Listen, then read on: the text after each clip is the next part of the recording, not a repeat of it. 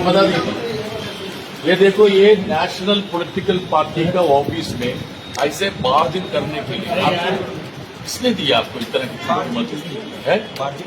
और क्या? You should ask the permission to come and stand here. What's your good name? Mr. Rajneesh. How did you have this himmat, courage to come and get inside? बता दीजिए, जानना पड़ेगा ना. Just tell me what is it. And what is his case? Tell me, explain to me. I am straight away coming from the parliament. Delhi police cannot behave in this fashion. Tell me.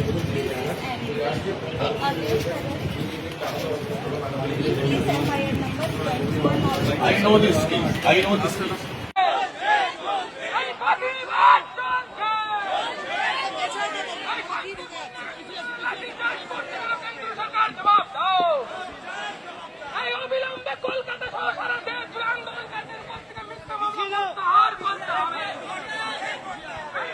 নমস্কার, কবির কথা বলছি। এই সরকার, এই রাজ্য সরকার অনেক ক্ষেত্রেই বিগত সরকারের পদাঙ্ক ফুটপ্রিন্ট অনুসরণ করছেন বলে অনেকে মনে করছেন। কথাটা ভুল না। কেন এই কথা বলছি? আজকে ধর্মতলার সাংবাদিক নিগ্রহ, কোট অ্যান্ড কোট সাংবাদিক নিগ্রহের ঘটনায় ধৃত 16 জনকেই জামিন মঞ্জুর করল ব্যাংশাল কোর্ট। সুপ্রিম কোর্টের নির্দেশের ভিত্তিতে 500 টাকা ব্যক্তিগত বন্ডে, মানে মাথা পিছু 500 টাকা ব্যক্তিগত বন্ডের বিনিময়ে জামিন মঞ্জুর করা হয়েছে। শুভেন্দু অধিকারী, আমাদের রাজ্যের মাননীয় মুখ্যমন্ত্রী শুভেন্দু অধিকারী অত্যন্ত রেগে গিয়েছিলেন। তিনি আন্দোলন পছন্দ করেননি, তিনি রেগে গিয়েছিলেন। সাংবাদিক নিগ্রহ, কোট অ্যান্ড কোট সাংবাদিক নিগ্রহের ঘটনায়, যে ঘটনা ঘটেছিল সাংবাদিক নিগ্রহে, 3 পুরুষ মনে রাখার মতো তিনি ব্যবস্থা নেবেন বলেছিলেন। তবে এখনই যারা ধৃত হয়েছিলেন তাদের কিন্তু নিশ্চিন্ত হওয়ার কোনো কারণ ঘটেনি, কারণ আপাতত তারা রেহাই পেয়েছেন সুপ্রিম কোর্টের নির্দেশের ফলে। কিন্তু আগামী দিনে আবার কোনো মামলা, কোনো কিছু, কোনোভাবে তাদেরকে 3 পুরুষ বা 4 পুরুষ মনে রাখানো হবে কি না সেটা তো সময় বলবে। তবে আপাতত 3 দিনের মধ্যে 30শে জুলাই পর্যন্ত জেল হেফাজত চাওয়া হয়েছিল। কিন্তু তার আগেই সুপ্রিম কোর্টের একটি নির্দেশের ফলে সুপ্রিম কোর্ট বলেছেন, মহামান্য সর্বোচ্চ আদালত বলেছেন যে নাবালক কাউকে এবং ক্রিমিনাল রেকর্ড নেই এরকম কাউকে অ্যারেস্ট করে রাখা যাবে না, জামিন দিতে হবে। তার ফলে জামিন দেওয়া হয়েছে। এবং আরেকটি কথা বলে রাখি, আমাদের চ্যানেলের আজকে আমরা অংশুমান করের সঙ্গে কথা বলেছিলাম, কবি অংশুমান কর। সুকান্ত ভট্টাচার্যের গলায় স্বাধীন ভারতে জুতোর মালা পরানো হয়েছে, আপনারা দেখেছেন। কবি সুকান্ত ভট্টাচার্য, তিনি দেশদ্রোহী ছিলেন, বিদেশি শক্তি, ডিপ স্টেট বা কোনোভাবে বিদেশি ফান্ডিংয়ের জন্য তিনি বিদেশি ফান্ডিংয়ে পরিপুষ্ট হয়েছিলেন কিনা আমার জানা নেই। তবে অল্প বয়সে কিশোর কবি সুকান্ত ভট্টাচার্যের প্রয়াণ, সেই সুকান্ত ভট্টাচার্য আজকে আমাদের দেশে স্বাধীন ভারতে কলকাতায় মহানগরীতে তার গলায় জুতোর মালা পড়ল। এখানে একটি কথা বলে রাখার, প্রধানমন্ত্রী মাননীয় নরেন্দ্র দামোদর দাস মোদী মহাশয়, মহামহিম তিনি, অথবা দেশের একজন নগণ্য ক্ষুদ্রাতি ক্ষুদ্র ভিক্ষুক, ফকির, সত্যিকারের ফকির, প্রত্যেকের ব্যক্তি মর্যাদা রক্ষার প্রতি আমরা আমাদের চ্যানেল, ইউটিউব চ্যানেল কবির সৌরভ ইউটিউব চ্যানেল শ্রদ্ধাশীল। প্রত্যেকের ব্যক্তি মর্যাদার প্রতি, কারুর ব্যক্তি মর্যাদা ক্ষুণ্ণ হয় এমন কোনো কাজ আমরা করব না, কোনো কাজ আমরা এন্ডোর্স করব না, এবং আমরা বিশ্বাস করি না কোনো, বিশেষ করে কোনো ক্ষমতাবান ব্যক্তির ব্যক্তি মর্যাদা খুব তুচ্ছ বা খুব ঠুনকো। এবং পাঞ্জাব, সিন্ধু, গুজরাট, মারাঠা, দ্রাবিড়, উৎকল, বঙ্গ, কাশ্মীর থেকে কন্যাকুমারী, হিমাচল থেকে পশ্চিমবাংলা, আমাদের কাকদ্বীপ থেকে কোচবিহার, সমস্তটা আমাদের দেশ। আমাদের দেশের কোনোভাবে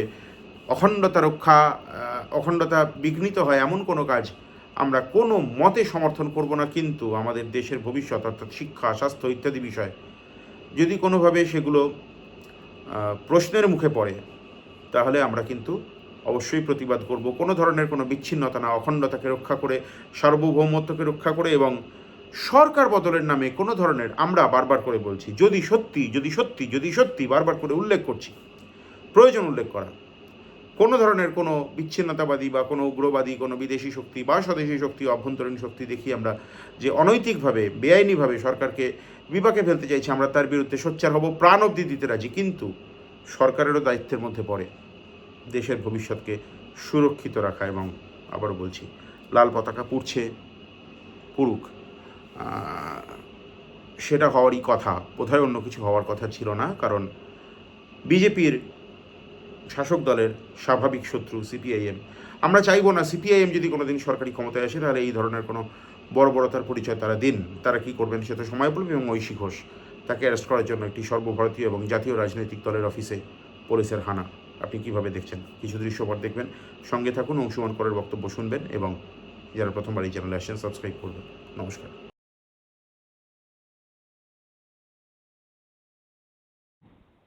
অংশুদা, ডিওয়াইএফআই এর পতাকা পোড়ানো, আমি সে বিষয়ে জায়েজ না না জায়েজ আমি সেই বিষয়ে যাচ্ছি না। যাতে সুকান্ত ভট্টাচার্যের ছবি, সেই ছবিতে জুতো, স্বাধীন ভারত, কলকাতা শহর, এই সময়ের একজন অন্যতম গুরুত্বপূর্ণ কবি, তুমি কিভাবে দেখছো? দেখ, খুবই মর্মাহত হয়েছি সত্যি কথা বলতে কি, এবং খুব মানে ক্রুদ্ধ একই সঙ্গে। এই কারণে আরো, প্রথম কথা হচ্ছে যে যারা এই কাজটি করেছে আমি নিশ্চিত তাদের আহ, মানে চেহারাপত্র, তাদের কথাবার্তা যেটুকু শোনা গেছে তা থেকে যে তারা জানেই না যে এই পতাকাতে কার ছবি ছাপা আছে। তো এটাই সবচেয়ে লজ্জার যে তথাকথিত রাষ্ট্রবাদীদের একটি মিছিল হচ্ছে কলকাতার রাজপথে, যারা অংশ নিচ্ছে তারা বাংলার সংস্কৃতি সম্পর্কে, দেশ সম্পর্কে কিছু জানেই না। জানলে এটা করতো কিনা সেটা আমার কাছেও একটা বিরাট বড় প্রশ্ন। তার কারণ আমার গোটা ঘটনাটা দেখে মনে হয়েছে যে কেবলমাত্র ডিওয়াইএফআই এর উপর রাগ মেটানোর কারণে এই কাজটি তারা করেছে। সেটাও অনুচিত, কোনো দলের পক্ষেই অন্য কোনো দলের পতাকাকে অসম্মান করা একেবারেই ঠিক কাজ না। কিন্তু ওই যে বললাম যে খুব বেদনার একদিক থেকে মর্মাহত যে এরকম একটা ঘটনা ঘটে গেল, এবং এতক্ষণ সময় অতিক্রান্ত, 24 ঘন্টার বেশি হয়ে গেছে। বিজেপির একজন নেতা কিন্তু এই ঘটনাটিকে নিন্দা করে কোনো বিবৃতি দিলেন না। একজন সাংবাদিকও, মানে প্রতিষ্ঠিত বড় তথাকথিত বড় চ্যানেলগুলির বা সংবাদপত্রগুলির সাংবাদিকেরাও এই বিষয় নিয়ে বিজেপির কোনো নেতা বা সরকারের কোনো প্রতিনিধিকে কোনো প্রশ্ন করেছেন বলে আমি দেখলাম না। সেই কারণে আমি সত্যিই খুব মর্মাহত যে তাহলে আমরা কোথায় চলেছি। মানে এই জিনিসগুলো কি এরপর হতেই থাকবে এবং কেউ কোনো প্রশ্ন করবেন না, কেউ কোনো দুঃখ প্রকাশ করবেন না, কেউ কোনো নিন্দে করবেন না? এগুলো কি বাঙালির সংস্কৃতির মানে স্বাভাবিক কার্যক্রম হিসেবে গৃহীত হতে শুরু করলো? আর ক্রুদ্ধ এই কারণে যে একজন কবি, এবং সুকান্ত ভট্টাচার্যের মতো একজন কবি, তাকে প্রকাশ্যে এইভাবে অপমান করার অধিকার কিন্তু কেউ কোনো ব্যক্তিকে দেয়নি। এবং সরি টু সে যে আমাদের কবিতা জগতেরও অধিকাংশ মানুষ, তাদেরকে আমি দেখলাম যে তারা সম্পূর্ণ নীরবই প্রায় রয়েছেন। কেউ সেইভাবে, যারা পরিচিত মুখ, যারা কথা বললে, বা সংস্কৃতি জগতেরও যারা পরিচিত মুখ, যারা কথা বললে সেই কথা শোনার মানে একটা উপায় থাকে অনেক মানুষের, তারা শোনেন, মান্যতা দেন, তারাও কেউ একটি শব্দও বললেন না।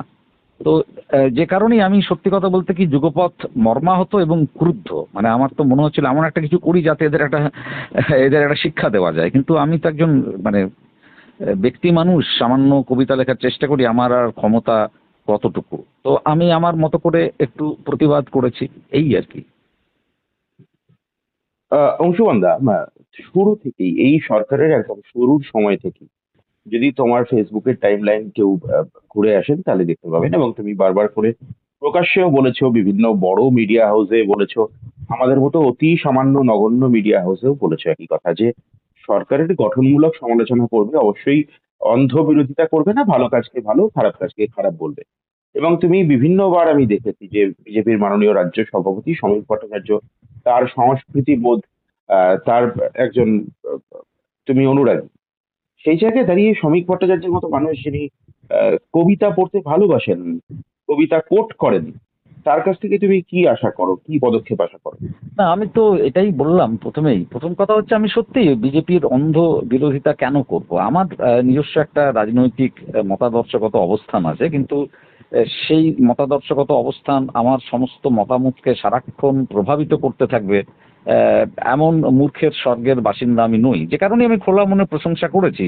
এই যে সরকারি কাজে বাংলা ভাষা চালু হয়েছে, আমি প্রশংসা করেছি। যে সমস্ত পরীক্ষাগুলো, কম্পিটিটিভ পরীক্ষাগুলো হবে, সেখানে মৌখিকের নাম্বার কমিয়ে 5-এ নামানো হয়েছে যাতে স্বচ্ছতা বজায় থাকে, অতি ভালো উদ্যোগ, আমি তার প্রশংসা করেছি। এরকম আরো একাধিক সিদ্ধান্ত যা রাজ্য সরকার নিয়েছে ইতিমধ্যেই, আমি কিন্তু তার খুব খোলা মনে প্রশংসা করেছি। এবং সেই জন্য আমার বন্ধু বান্ধবদের, কখনো কখনো বাম সমর্থকদের, তৃণমূলের সমর্থকদের ব্যঙ্গ বিদ্রুপ কটূক্তিও আমাকে সহ্য করতে হয়েছে, কিন্তু আমি আমার অবস্থান থেকে নড়িনি। যে একটা নতুন সরকার এসেছে, আমাদের উচিত তাদেরকে একটু সময় দেওয়া এবং তাদের যে সমস্ত ভালো পদক্ষেপ, সেই পদক্ষেপগুলোকে অবশ্যই সাধুবাদ জানানো। আজকেই যেমন দেখলাম, সত্যি না মিথ্যে জানি না, যে টোল ফ্রি নাম্বার চালু করেছেন মাননীয় মুখ্যমন্ত্রী। কাটমানি, তোলাবাজি, সিন্ডিকেট রাজ, এই সমস্ত ক্ষেত্রে যদি কোনো অভিযোগ থাকে জানাবার জন্য, তো এটাও তো একটা ভালো উদ্যোগ। কিন্তু একই সঙ্গে যা খারাপ হচ্ছে তা যদি আমরা না বলি, তাহলে তো সময় আমাদের ক্ষমা করবে না। একই ঘটনা ঘটেছিল মমতা বন্দ্যোপাধ্যায়ের রাজত্বকালে। মানে দীর্ঘ সময় ধরে আমরা ঘটে যাওয়া নানা ঘটনা নিয়ে, আমি হয়তো ব্যক্তিগতভাবে বলেছি, কিন্তু অধিকাংশ সো কল্ড যারা বুদ্ধিজীবী মানুষ, কোট আনকোট, তারা নীরব থেকেছেন। এবং এতে কি হয়, একটা সমর্থন দেওয়া হয়ে যায়। গঠনমূলক সমালোচনাই তো আমাদের করা উচিত। রাজ্য সরকারের কাজের যেমন প্রশংসা করব, ভুল হলে তেমন সমালোচনা করব, কারণ আমি এই দেশের একজন নাগরিক। আমার আমার অধিকার আছে সমালোচনা করার। আমার সমালোচনা করার অধিকারকে কেউ কেড়ে নিতে পারে না। তো সেই জায়গা থেকে আমি আমার অবস্থানে কিন্তু এখনো পর্যন্ত অনমনীয় আছি। যে ভালো কাজ যদি এখনো কিছু করে বিজেপি সরকার, যেমন আজকেই বললাম, যেটা শুনেছি, এটাকে আমি সাধুবাদ জানাচ্ছি, বলবো। খারাপ কাজ যদি কিছু করে বিজেপি শাসক দল হিসেবে বা রাজ্য সরকার এমন কোনো সিদ্ধান্ত নেয়, যেমন মুখ্যমন্ত্রী শুভেন্দু অধিকারী মাঝে মাঝে যেভাবে হুমকি দিচ্ছেন, আমার ভালো লাগেনি, আমি তার সমালোচনা করেছি। একইভাবে শ্রমিক ভট্টাচার্যের ক্ষেত্রে আমি খুব আশাহত। আমি অকপটে স্বীকার করছি যে আজ নয়, বহুদিন থেকেই শ্রমিক ভট্টাচার্যকে আমি যখন প্রথম শুনি একটি টিভি চ্যানেলের বিতর্কে, আমি চমকে গেছিলাম। কেন, সেদিনও তিনি তার কথা শুরু করেছিলেন শক্তি চট্টোপাধ্যায়ের কবিতার পংক্তি দিয়ে, যা আশাতীত আমাদের কাছে। আমাদের রাজনৈতিক সংস্কৃতি যে জায়গায় এসে দাঁড়িয়েছে, এটা আশাতীত। এবং যে কারণেই মাঝে মাঝে আমি হয়তো ওকে মেনশন করেও একটি দুটি পোস্ট করেছি যে আপনি প্লিজ এই বিষয়টি দেখুন। কিন্তু এই ঘটনাতে আমি ভীষণভাবে আশাহত। আমি সত্যিই, আমি যে জন্য পোস্ট করতে একটু সময়ও নিয়েছি ঘটনাটি জানার পরই, আমি ভেবেছিলাম যে কোনো একটা তরফ থেকে হয়তো একটা নিন্দে করা হবে, অন্তত শ্রমিক ভট্টাচার্য হয়তো নিন্দে করবেন। এবং যেমন মাঝে মাঝে উনি বলছিলেন যে এরা আমাদের দলের লোক নয়, অন্তত ওইটুকুও বলবেন, যেটা বাইরে থেকে সেই ঘটনা ঘটিয়েছে, আমাদের দলের লোক নয়। কিন্তু অদ্ভুত নীরবতা, অ্যাজ ইফ মাঝে মাঝে এই নীরবতা হচ্ছে মারাত্মক নীরবতা, মাঝে মাঝে সম্পূর্ণভাবে সমর্থনকে সূচিত করে। তো সেটাই তো মনে হচ্ছে আমাদের এই মানে হিরণ্ময় নীরবতা আসলে এই অপকার্যকে সম্পূর্ণরূপে সমর্থন করছে, তো মনে হচ্ছেই। তো সেই দিক থেকে তো আমি ভীষণ আশাহত। অংশটা আমি একদম শুরুতেই তুমি বলেছিলে যে বড় বড় মিডিয়া হাউসগুলো যে জিনিস কভার করছে না, তাদের অনেক রকমের দায়বদ্ধতা থাকতে পারে। তবে আমরা কাঁটার মুকুট পরে কাজ করি, তো আমাদের অবশ্যই আমাদের আর্জ থেকে যায় মানুষের কাছে সেই সমস্ত বার্তাকে পৌঁছে দেওয়ার, যে সমস্ত বার্তা প্রয়োজনীয় কিন্তু মেইন স্ট্রিম মিডিয়ায় স্ক্রিন টাইম কম পায়। আমরা জানতে পেরেছি এবং সঠিক জায়গায় জানাবো। তোমাকেও জানিয়ে রাখি, তুমি হয়তো জানো, সুরজ কুমার সিং, যিনি সুকান্ত ভট্টাচার্যের ছবিতে যিনি জুতোর মালা পরিয়েছেন, এন্টালির বাসিন্দা, তার বিরুদ্ধে পুলিশ কি ব্যবস্থা নেবেন সে তো নিশ্চয়ই আমরা দেখবো আজকে। ফ্যাক্ট চেকের সময় এগুলো আইডেন্টিফাই করা খুব কঠিন নয়। আমার প্রশ্ন হচ্ছে, ছাত্র আন্দোলন করার জন্য তুমি এই ছাত্র আন্দোলনের কে সংহতি জানিয়ে অনেক কথা লিখেছো, ফেসবুকে প্রকাশ্যে বলেছো। ঐশী ঘোষ, এসএফআই এর সর্বভারতীয় যুগ্ম সম্পাদক, তাকে গ্রেফতার করার জন্য একটি সর্বভারতীয় রাজনৈতিক দল সিপিআইএম এর সদর দপ্তরে কে গোপালন ভবনে আজকে পুলিশ পৌঁছে যায়। তুমি নিশ্চয়ই জানো ঘটনা। জন ব্রিটা, সিপিএম এর রাজ্যসভার সদস্য, তিনি সেখানে প্রতিহত করেন। কি বলবে? না, তারপরে আমি দেখলাম তো ঐশীকে সম্ভবত গ্রেফতার করেওছে, আমি জানি না, সেটা ভুলও হতে পারে, ঠিকও হতে পারে।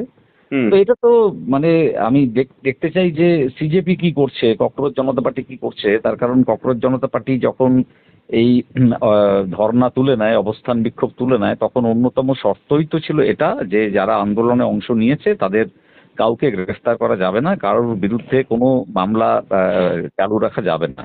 তো এই শর্ত তো ভঙ্গ হচ্ছে পরিষ্কার। এখন দেখার এটাই যে ঐশীকে এই কারণেই গ্রেফতার করছে নাকি কি কি চার্জ আনছে, মানে সেটাও খুব দুর্ভাগ্যজনক যদি এরকমটা হতে থাকে যে এই আন্দোলনে অংশ নেওয়ার জন্য গ্রেফতার হচ্ছে না, কিন্তু সেই সমস্ত মানুষ যারা এই আন্দোলনকে ভীষণভাবে একেবারে মানে গোটা দেশ জুড়ে ছড়িয়ে দিতে অগ্রণী ভূমিকা নিয়েছিলেন, তাদেরকে অন্যান্য বিভিন্ন মামলায় যুক্ত করে, অন্যান্য বিভিন্ন ঘটনায় যুক্ত করে যদি এভাবে গ্রেফতার করা হয়, তো সেটাও তো গণতন্ত্রের পক্ষে একেবারেই কাঙ্ক্ষিত নয়। এবং একটি রাজনৈতিক দলের অফিসে ওইভাবে তো পুলিশ এবং একটা জাতীয় দল, যতই পশ্চিমবঙ্গের মানুষ বলুক যে এরা শূন্য, এখনো পর্যন্ত জাতীয় দল, তো সেই জায়গা থেকে তো এটা করতে পারে না, একেবারেই করতে পারে না। আমি তো বলবো যে পুলিশের মানে সম্পূর্ণ অন্যায় হয়েছে এই কাজটা করা। ভারতবর্ষে মানে সবচেয়ে বড় যে জিনিসটা নিয়ে আমরা আজও গর্ব করি সেটা হচ্ছে আমাদের গণতান্ত্রিক চেতনা, ভারতবর্ষের গণতান্ত্রিক কাঠামো। এই গণতন্ত্র যদি বিপন্ন হয় না, তাহলে কিন্তু সেটা শাসকদের জন্য খুব সুলক্ষণ নয়। মানে তারা হয়তো ক্ষমতার গর্বে অন্ধ হয়ে গিয়ে এখন অনেক কিছু দেখছেন না বা লক্ষ্য করতে চাইছেন না, যদিও এই ককরোচ জনতা পার্টির আন্দোলন থেকে মনে হলো যে কোথাও একটা হয়তো ওদেরও শেষ পর্যন্ত বোধোদয় হয়েছে। কিন্তু এই বাকি ঘটনাগুলো যদি এটা একটা প্রতিহিংসার রাজনীতির মতো যদি চলতে থাকে এবং যদি ওরা মনে করেন যে মানে ক্ষমতা আছে বলে আমরা এই কাজগুলো করে পার পেয়ে যাব, শেষ বিচারে কিন্তু পার পাওয়া যায় না। ইন্দিরা গান্ধীর মতো ওরকম মানে একজন নেত্রী, তাকে পর্যন্ত ওইভাবে একেবারে মানে মানে ধূলিসাৎ করে দিয়েছিল বিরোধীরা। তো সেইটা কিন্তু, বা ভারতের জনগণ আমি বলবো, তো সেইটা কিন্তু সকলেরই মাথায় রাখা উচিত যে আমাদের যে গণতান্ত্রিক কাঠামো, তাতে যে কাজ করা যায় না, পুলিশ যে কাজ করতে পারে না। মানে তুমি কি সেই এখানে কাজ- অংশুদা, আমি একটু থামালাম, তুমি কি এখানে ইন্দিরা গান্ধীর নির্বাচনে পরাজয়ের কথা বলছো নাকি তার হত্যার কথা বলছো? না না, আমি পরাজয়ের কথা বললাম, অবশ্যই। নির্বাচনে পরাজয়ের কথা এই বললাম। এই সময় দাঁড়িয়ে আমার মনে হয় এই ক্ল্যারিফিকেশনটুকু দেওয়া জরুরি হ্যাঁ, ছিল। সেটা নিশ্চয়ই নিশ্চয়ই নিশ্চয়ই। হ্যাঁ। তো সেই জায়গা থেকে মানে আমি ওই তো বলছি যে গণতান্ত্রিক যে চেতনা এবং কাঠামো আমাদের দেশের আছে, সেগুলোকে যদি শাসক দল বিপন্ন করতে চায়, সেটা দীর্ঘ মেয়াদে তাদের জন্য কিন্তু খুব ভালো কিছু হবে না। মানে ইতিহাসের শিক্ষা কিন্তু এটাই। আমরা অবশ্যই চাইবো না, আমরা অবশ্যই চাইবো না যে দেশে কোথাও, দেশের কোনো প্রান্তে আমাদের কাছে দেশের অখণ্ডতা, দেশের মানুষ, রাষ্ট্র অর্থাৎ দেশ, অর্থাৎ দেশের মানুষ, দেশের গরিব মানুষ, শ্রমজীবী মানুষ, তারা আমাদের প্রেরোগেটিভ। আমরা এই কথা বারবার করেই বলি, আমরা চাইবো না কোনোভাবে দেশের সার্বভৌমত্ব, দেশের যে সরকারি কাঠামো, তা কোনোভাবে তার গায়ে বিন্দুমাত্র আঁচড় লাগুক। যদি কোনো দলকে সরকারি ক্ষমতা দখল করতে হয়, শাসন ক্ষমতায় আসতে হয়, তাহলে সম্পূর্ণ গণতান্ত্রিক প্রক্রিয়ায় আসুন। কিন্তু সেই জায়গায় দাঁড়িয়ে ককরোচ জনতা পার্টির এই যে অভিনব প্রতিবাদ, এবং আমি আরেকটা বিষয় তোমার মতামত নিয়ে শেষ করব, যে E20 জনতা পার্টি, এই যে ইথানল নিয়ে প্রশ্ন চলছে, সেখানে দেখা গেল আজকে কার্যত কিছুটা পিছু হটলেন নীতিন গডকরি। তিনি যে বিবৃতি দিয়েছেন, তুমি নিশ্চয়ই দেখেছো যে এই পদক্ষেপ আমার দপ্তরের আহ, অধিকারের মধ্যে পড়ে না সিদ্ধান্ত নেওয়া। কোথাও গিয়ে কি জেনজিদের এই আন্দোলন সরকারকে একটু প্রশ্নের মুখে ফেলছে, চাপে ফেলছে? দেখ, প্রথম কথা হচ্ছে যে যদি এই আন্দোলন দেশকে বিভক্ত করার মতো কোনো ডাক দিত, আবেদন রাখতো, তাহলে আমি অন্তত এই আন্দোলনকে সমর্থন করতাম না। আমি একজন গর্বিত ভারতবাসী। আমি ক্লাসে পড়াতে গিয়ে, নানা জায়গায় বক্তৃতা দিতে গিয়েও বারবার বলেছি এবং এখনো বিশ্বাস করি যে এই উপমহাদেশে এবং গোটা পৃথিবীর মধ্যেও হয়তো আমাদের দেশের অনেক মানুষ অশিক্ষিত, কিন্তু তাদের গণতান্ত্রিক চেতনা আছে। মানে গণতন্ত্রকে পুষ্ট করে তারা গেছেন।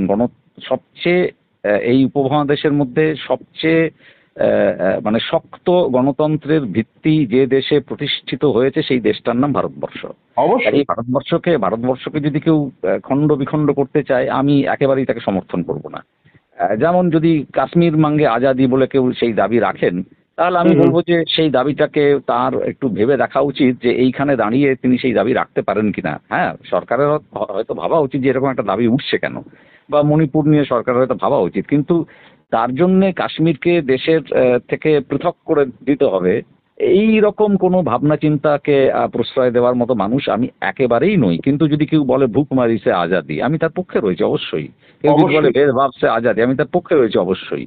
তো সেদিক থেকে আমি এটা বিশ্বাস করি যে কোনো কুয়ের মাধ্যমে, কোনো গণ আন্দোলনের মাধ্যমে ক্ষমতা দখল করা আহ, একেবারেই ভারতবর্ষের জন্য সঠিক কাজ নয়। এবং আমার এই প্রত্যয়ও আছে। আমি এই একটা পোস্ট করেছিলাম এই আন্দোলনকে সমর্থন জানিয়ে, সেখানে অনেকে লিখছিলেন যে যদি এই আন্দোলন দেশকে ভাগ করে দেয়, যদি ক্ষমতা, যদি সত্যি সরকার পাল্টে দেয়, আপনি কি সেই দাবিকে সমর্থন করবেন? সেটা কি দেখতে পাচ্ছেন না এরা তাই করেছে? আমি খুব জোরের সঙ্গে লিখেছিলাম যে আমার একেবারেই মনে হয় না আমরা, ভারতবর্ষ এতখানি পরিপক্ক দেশ, এতখানি পরিপক্ক গণতন্ত্রের দেশ, আমার একদমই মনে হয় না যে এই ধরনের কোনো দাবি এলে আপামর জনতা যেভাবে এই আন্দোলনের পাশে দাঁড়িয়েছে সেভাবে এই আন্দোলনের পাশে দাঁড়াবে। দেশ ভাগের কোনো সম্ভাবনাই আমি দেখছি না।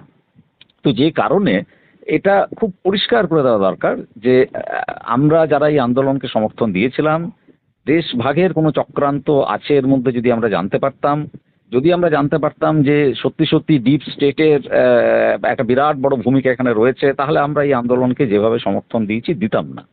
দ্বিতীয় যে প্রশ্নটা তুই করলি, সেটার উত্তরটা এক কথায় যে সরকার তো ভয় পেয়েছেই ডেফিনেটলি। এবং নীতিন গাডকারির যে অবস্থান পরিবর্তন, তা থেকে বোঝা যাচ্ছে একটা ওই রিল এসেছিল, আমি দেখছিলাম কাল না পরশুই, যে এই বাচ্চা ছেলেগুলো যাওয়ার সময় পুলিশকে বলছে পুলিশ আঙ্কেল বাই বাই, পুলিশও বলছে বাই বাই, হতচকিত করে দিয়ে তারপর বলছে যে আবার নীতিন গাডকারির সময় আপনাদের সঙ্গে দেখা হবে। মানে মেজাজটা এবং বক্তব্যটা খুব পরিষ্কার। তো সরকার তো ভয় পেয়েছে, নিশ্চিতভাবে ভয় পেয়েছে। যদি ভয় না পেত তাহলে তো আহ, এই প্রথম, মানে ওদের একটা গর্বের জায়গা ছিল যে আমাদের সরকার এমন নয় যে যেখানে কোনো মন্ত্রী পদত্যাগ করবেন। পদত্যাগ তো করতে হলো, তো আর কোনো পথ তো ছিল না, আর কোনো উপায় তো ছিল না। তার কারণ ওরা বুঝতে পারছিলেন যতই মিডিয়ার একটা অংশ ওইসব ডিপ স্টেটের থিওরি, বিদেশি টাকার থিওরি, দেশ বা টুকরে টুকরে গ্যাংয়ের থিওরি দিক, বিজেপির যে সমস্ত নেতারা পরিপক্ক নেতা, তারা বুঝতে পারছিলেন যে এটা একটা জন আন্দোলন হচ্ছে, এবং যদি এই মুহূর্তে এই দাবিগুলোকে না শোনা হয় তাহলে আরো বড় আকারে এই আন্দোলন গোটা দেশে ছড়িয়ে পড়বে।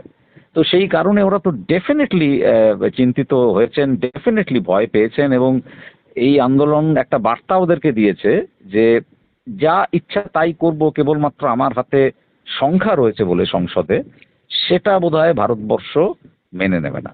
তো আমার ধারণা যে ওরা আগামী 29-এর নির্বাচন, এখনো 3টে বছর আছে, খানিকটা সতর্ক হয়েই পা ফেলবেন। মানে গত কয়েক মাস ধরে যে ধরনের উদ্ধত আত্মগর্বী ঘোষণা একের পর এক আসছিল, আমার মনে হয় সেখানে একটু হলেও রাশ টানতে কিন্তু সরকার বাধ্য হবে। তা না হলে প্রধানমন্ত্রীকে মধ্যরাতে ইনস্টাগ্রামে রিল পোস্ট করতে হয়। অনেক ধন্যবাদ ঔষধা, মূল্যবান সময় দেওয়ার জন্য। ধন্যবাদ।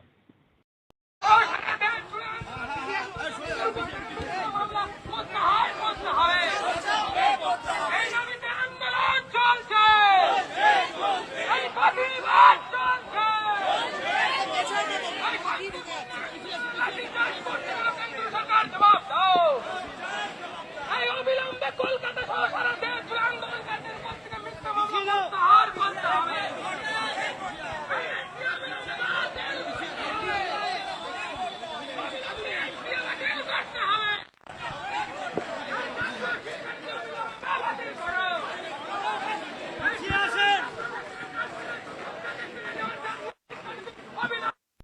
জাতীয় শিক্ষানীতি বাতিল করতে হবে এবং এনটিএকে বাতিল করতে হবে এবং ছাত্রদের শপথ মিছিল এই মুহূর্তে দেখতে